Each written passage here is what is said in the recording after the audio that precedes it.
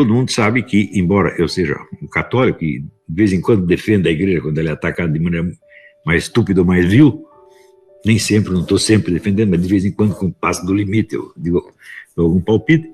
A apologética religiosa não faz parte da minha filosofia de jeito nenhum. Por que não faz? Porque eu entendo a seguinte coisa.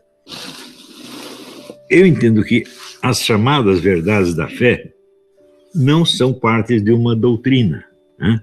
Porque elas não apareceram como doutrina, né? Doutrina é uma coisa que foi pensada por um ser humano e dito ou escrito. Então isso aí pode ser verdadeiro, claro, a doutrina pode ser verdadeira. Mas não é como esse tipo de verdade que as verdades da fé aparecem. Elas aparecem em primeiro lugar como fatos e coisas. Deus primeiro fez o mundo. Depois seguiram-se as doutrinas que ele ensinou a respeito do mundo e dele mesmo. Jesus Cristo primeiro foi sacrificado e depois vieram as doutrinas sobre o sacrifício. Portanto, aqui isso tudo não apareceu como uma verdade falada, nem escrita, mas como uma verdade de fato, a verdade encarnada no material. Então, esta é uma modalidade de verdade. Se eu digo algo a respeito e o que eu digo é verdade, esta é uma segunda modalidade de verdade que reflete a primeira, mas não se identifica com ela. Quando eu digo que um elefante tem 4 patas, não sou eu que estou colocando as 4 patas no elefante. Eu estou repetindo no plano da palavra uma verdade que já está dada no mundo do fato, ou como dizendo, no mundo material, ou no mundo da carne, ou como quiser. Então nós podemos reconhecer 4 níveis de verdade.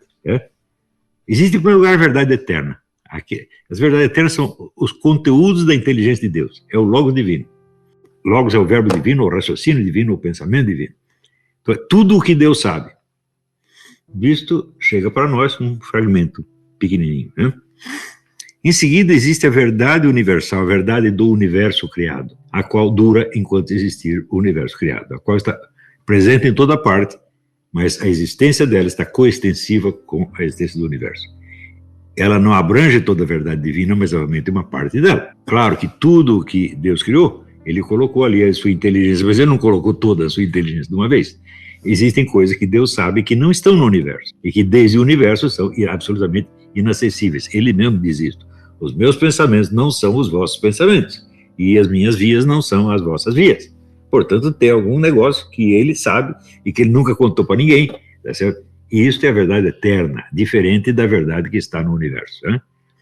Em seguida, existe a verdade da revelação, a verdade da doutrina cristã. Esta doutrina também não vem toda de uma vez. Ela veio de pouquinho. Então, um pouquinho está no Antigo Testamento, um pouquinho está no Evangelho, e ao longo do tempo das discussões entre os teólogos e tal, vai se formando um corpo de doutrina. E, finalmente, existe a verdade do pensamento humano, que é obtida através da especulação, da razão, da investigação, da discussão, do aprendizado, da cultura, etc, etc, etc, e que reflete um pouquinho das verdades anteriores. Então, são 4 verdades. Ora, de que se ocupa a filosofia? Ela se ocupa da verdade do pensamento.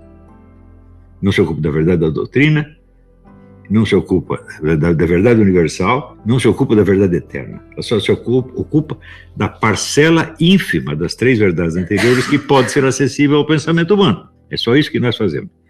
E essa verdade do pensamento, ela existe de 2 maneiras, que, para usar o termo foi inventado por Jeremy Bentham, que era um filósofo fraquinho, e posto em circulação pelo próprio Charles Peirce.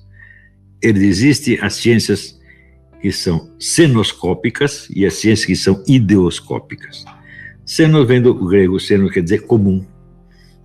Ou seja, a verdade que é investigada na experiência que é comum a todos os seres humanos.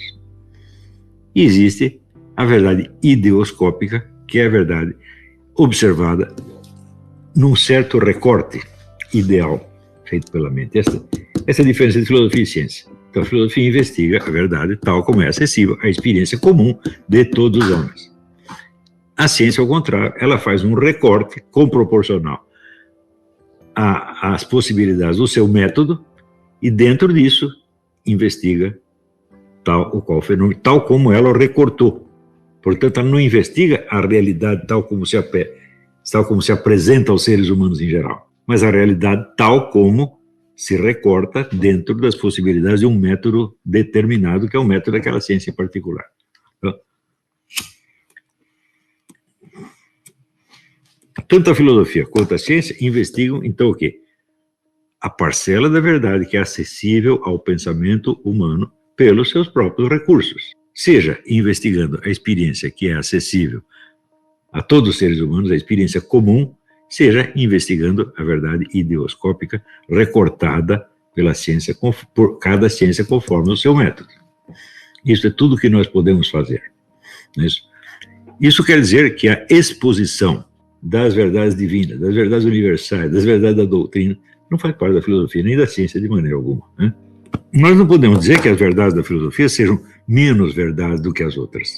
Não, elas são verdades sobre menos coisas, sobre, vamos dizer, um círculo de experiência menor. Tá certo? Então, nós não podemos dizer, por exemplo, que o conhecimento místico de Deus faz parte da filosofia, porque esse conhecimento não está à disposição de todo mundo, está à disposição de pouquíssimas pessoas. São Tomás de Aquino definia a mística como conhecimento experimental de Deus. E, sim, mas isso aí vem após uma vida inteira de exercícios ascéticos, de práticas de santificação, etc. Então, daí no fim, o nego tem lá uma conversa de 2 minutos com Jesus Cristo. Portanto, isso não faz parte do cenoscópico, evidentemente. Não está à disposição. Em princípio, não há barreiras para que todo mundo tenha acesso a isso. Mas na prática sabemos que não é assim. Então, mesmo a verdade da doutrina, ou seja, a verdade da revelação, mesmo essa chega a nós filtrada pela verdade do pensamento. Quando eu leio a Bíblia, uma coisa é o que está escrito na Bíblia e outra coisa é o que eu entendi da Bíblia. E eu só posso falar sobre esta parte. Sobre aquilo que eu não entendi, eu não posso falar. Portanto, as nossas opiniões sobre a Bíblia são apenas opiniões nossas, não são a verdade da Bíblia. Agora, essa distinção é importante. Se existe, vamos dizer, uma tradição apostólica, então essa tradição apostólica, ela subscreve certas interpretações como sendo universalmente válidas e decreta que elas constituem a doutrina da igreja. Mesmo assim, cada um que vai ler vai filtrar aquilo de acordo com as possibilidades do seu pensamento. Então, é por isso que na doutrina da infalibilidade papal se coloca lá que o Papa só é infalível em matéria de moral e de doutrina, ou seja, quando ele opina sobre coisas que já estão decididas pela igreja. E ele não vai contra, então ele é infalível. Por quê? Porque a igreja é infalível, então ele repetiu a mesma coisa que a igreja já disse, ou tirou uma conclusão óbvia do que já está lá. Se ele disser alguma coisa a mais, é a opinião dele, não precisa estar errada necessariamente, mas é apenas a opinião dele. Em geral, as pessoas fazem muita confusão sobre a questão da infalibilidade papal, imaginam que a igreja acredita que o sujeito é infalível em tudo. Se ele disser, o resultado do próximo jogo, Corinthians-Palmeiras, ele é infalível.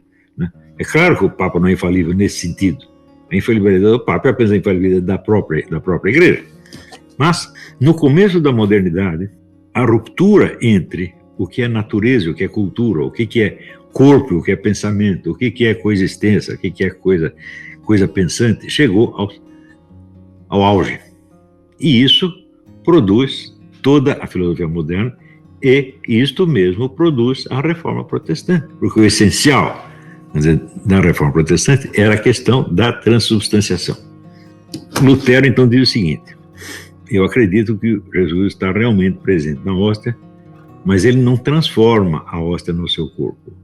Tem a hóstia continua sendo hóstia, o pão continua sendo pão, igualzinho, não tem mudança estrutural na substância, e o Cristo entra lá de alguma maneira misteriosa que eu não sei. Ele diz, eu não sei como. Até então, o que se dizia é o seguinte: Cristo transformou o pão no seu corpo e transformou o vinho no seu sangue, materialmente. Ele diz, isto é o meu corpo, isto é o meu sangue. Como ele faz isso? Parece muito difícil para pessoas que só entendem o Cristo encarnado como ser humano. Não entendem realmente que o Cristo encarnado como ser humano é o mesmo Logos primordial que criou tudo. Para isso, você precisa estudar um pouco de metafísica e entender o que quer dizer o Logos divino. O O Logos é o criador da matéria. Portanto, a matéria está à disposição dele para fazer o que ele bem entender com a matéria. Se não for isso, ele não é o Logos, e se não for o Logos, ele não é o Jesus Cristo. Ele é apenas um pastor evangélico. Ou padre católico, se quiser. É isso. A maior parte das pessoas que se metem a falar disso, elas não entendem o que é o Logos. E não entendem, portanto, que a ideia da transubstanciação, que tanto choca, né, as inteligências mais grosseiras e materiais, metafisicamente é uma exigência óbvia. Se aquele que criou a matéria não tem a matéria à sua disposição, quem mais vai ter? Não é isso? E se Cristo, Jesus, não tem o poder total sobre a matéria, ele não é o Cristo, simplesmente. Ele é apenas, sei lá, um santo, um profeta, ele é João Batista, ele é Elias, ele é qualquer Zé Mané descido do céu. Isto foi a origem de toda a encrenca. Lutero, um sujeito que odiava a filosofia, odiava em particular Aristóteles. Odiava porque ele não tinha capacidade para isso. Você lendo os escritos de Lutero, você vê, Lutero é um grande escritor, eloquente, fortíssimo, mas ele não tem um raciocínio, não tem uma demonstração, não tem nada. Cientificamente não tem nada ali. Tem, assim, um monte de xingamentos, um monte de diatribes ferocíssimas sobre a corrupção, sobre não sei o que, mas uma argumentação fundamental. Fala, quem é Lutero para discutir com Aristóteles? Meu Deus, você está brincando, né? Então,